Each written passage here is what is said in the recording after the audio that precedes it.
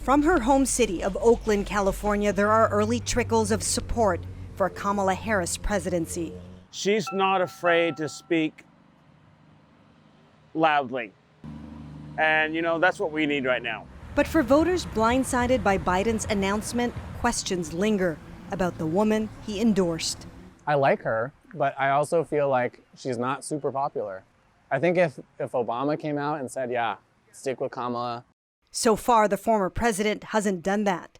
Barack Obama's statement was full of praise for Biden, but no hint of who he thinks should replace him. From the Clintons, a much stronger stance.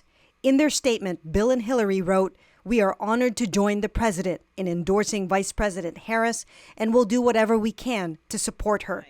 Other Democrats coming forward. Vice President Harris has shown her stuff as a world leader. She brings receipts to this campaign. She's a fierce debater. She's going to be able to take on Donald Trump. That support could go a long way. Harris's nomination isn't a sure thing. She still has to win a majority of delegates at the Democratic convention to make it official.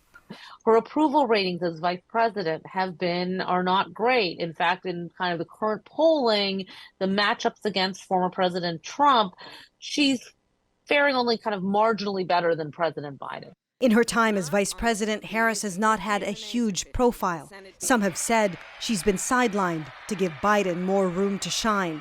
One record the Republicans are hitting hard, her appointed role in responding to the border crisis. Still doesn't get it. This attack ad was released right after Biden's decision. That's the truth about Kamala Harris. She's dangerously liberal on illegal immigration. Also taking a direct hit at Harris, newly minted Trump running mate J.D. Vance, who posted on X, "Joe Biden has been the worst president in my lifetime, and Kamala Harris has been right there with him every step of the way." He then accused her of lying for 4 years about Biden's mental capacity.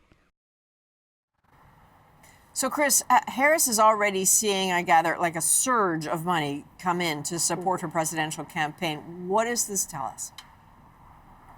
That's right, Adrienne. Small money donors brought in almost $30 million within hours of Kamala Harris's presidential campaign going live. That tells you there's a lot of grassroots excitement for her. But it's worth noting that in the first moments of Biden's announcement, many elected Democrats were focused on him and the gravity of that decision. You could almost sense the shock and sadness in their statements. But now you're starting to see their attention turned to Harris and showing strong support for her bid. All right, Chris Reyes in New York. Thank you, Chris.